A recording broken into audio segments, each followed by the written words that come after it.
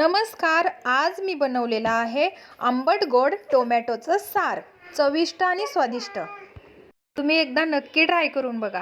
त्यासाठी मी एक मध्यम आकाराचा कांदा, थोडासा लसूण, 3 टोमॅटो स्वच्छ धुवून घेतले आणि कापून घेऊन एका पातेल्यात टाकून घेतले. त्याच्यामध्ये अद्रक पण घातलं बरं. त्याच्यामध्ये अर्धा ग्लास पाणी घातलं आणि 10 मिनिटांसाठी गॅसवरती छान शिजू दिलं.